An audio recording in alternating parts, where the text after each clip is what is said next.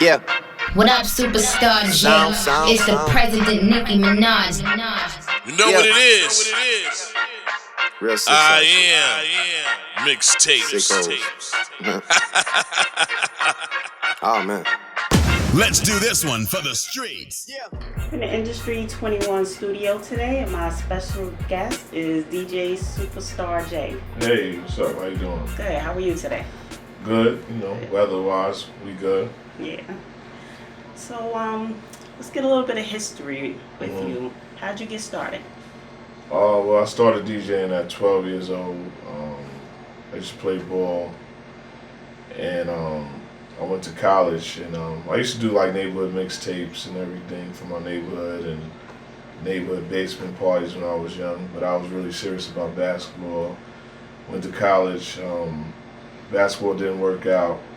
The party scene was kind of whack, and I just brought my turntables, and some guy underestimated me and said, "Oh, you know, that guy can't DJ," and that drive me to be who I am. So I came to New York. Same thing happened. It was like, "Oh, you can't do mixtapes. There's too many people out. Clue, Big Mike, Who Kid, you know, people like that." And I said, "You know what? I'm gonna try this mixtape thing," and it became big for me. Just a little brief about who I am. That's what I'm looking for. Cool. So how'd you come up with your name?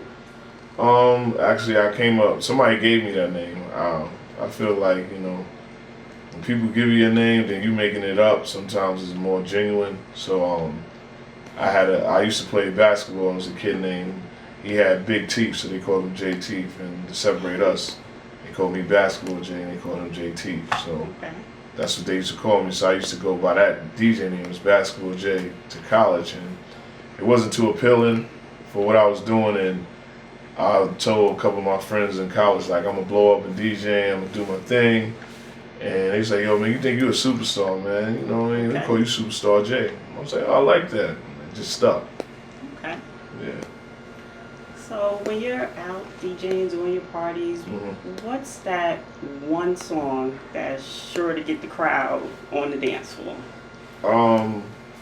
You know, I call it timeless records. I ain't gonna say that one song because we don't know, like, you know, we just in the day of the time. So I just say, like, joints like I Get Money, you could just play right there, 50 Cent. You know, R&B joints, pretty much any Beyonce joint can get the party going. You know, this day and age right now of the time, you know, you got the Coco, that's crazy right now. And, you know, a lot of South records, and then now New York records is coming together. You know, one of the biggest records right now from last year to this year is Bobby Shmurda. Right. You know, hands down. And what type of equipment do you use? Have things changed from when you first started to now? Obviously, there's been a lot of technology change, but... Yeah, I mean, pretty much for me going to school, I always embrace change and technology, just being around people that, you know, just jumping on the computer and getting music from the internet. I was doing that way back in 2003. So I had a couple of, you know, friends that would, you know, that were very smart, you know, people call them nerds, but it was to break into music and all that. That's how I used to get a lot of my music. Right. But, you know, I started from DJing at 12, so I was definitely on turntables. I had like 25 crates of music, of records. I probably got like 10 now. But, you know, just the transfer of music going through MP3 on computers, and it helped out the DJ a lot. A lot of DJs that I know that I've looked up to made the transition like 4 or 5 years ago, but before they was like, "Oh, it's not the feel," but, you know, when they first DJed in the 60s, they didn't have 1200s, so, you know, people started to understand that, you know, technology is going to change. So I use Serato, I prefer CDJs. I really don't prefer like techniques like that because you got to really have a good needle to really just catch it, and if the needle breaks, then you can't DJ on it. CDJs, you can always DJ on it. Okay. So, what advice would you give any new and upcoming DJs? Shoot, it's a lot of up and coming DJs. It's DJs, not DJs. So, you know, really right now, DJ is like a lifestyle. They treat us like an artist now. We break records, we sell clothes now with personalities. So it's more than the typical DJ. I always say it's different type of DJs. You know, DJs that can rock a party, it's DJs that's turntablists that take their clothes off and do all that, and you know, skilled DJs. For me, I look at me as a entertainer, a party DJ. I know how to rock the party. You won't catch me taking my shirt off and doing tricks. That's not me.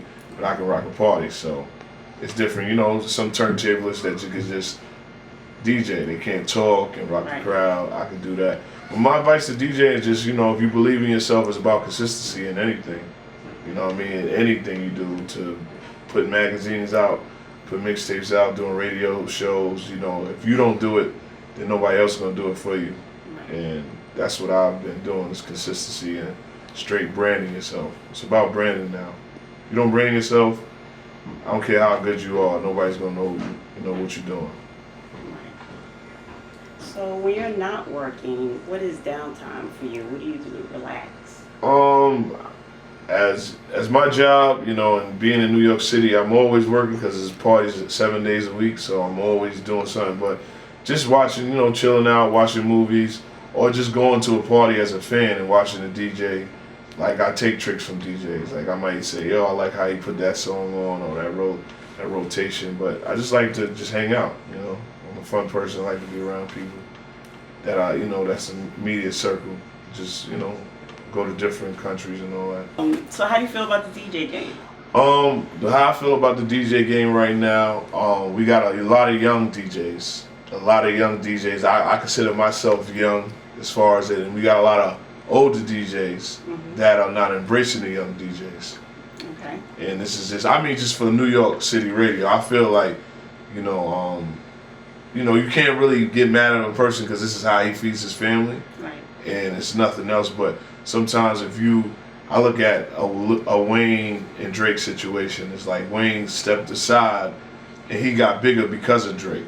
He got bigger because of Nicki. Right. So I feel like a lot of DJs should embrace the young people to get bigger. You know what I'm saying? I feel, you know, Flex does it now, but you know, a lot of radio stations, they don't embrace the younger. They only just embrace who's down with them.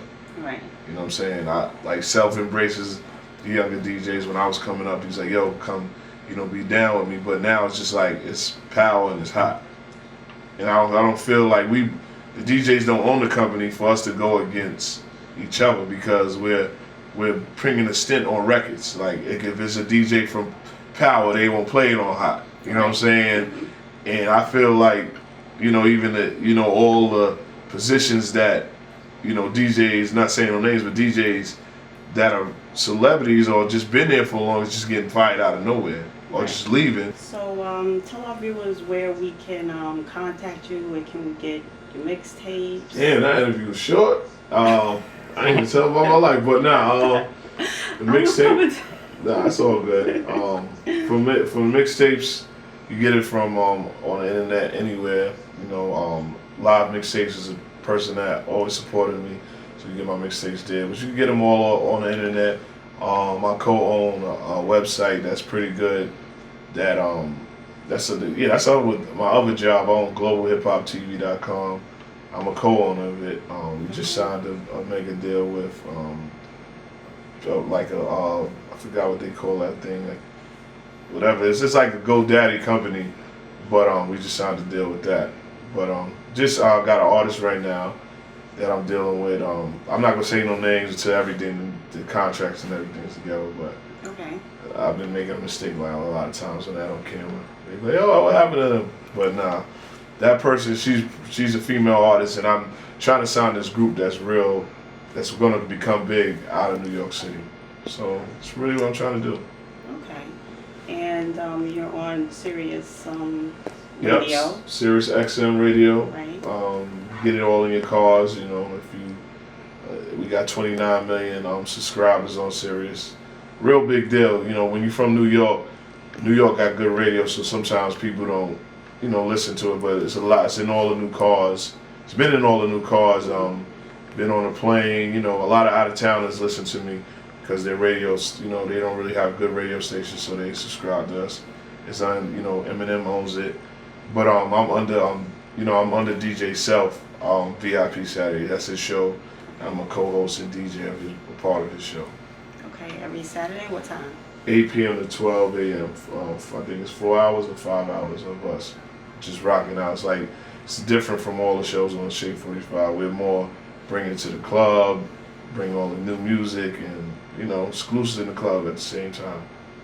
Okay. Is there anything else you want to tell our viewers? Nah, I mean, you know, pretty much, you know, just, you know, remember Superstar J, you know, just lobby for me, you know. I don't like followers, I like supporters, you know. So just support me, I support you, and you know, that brings everybody.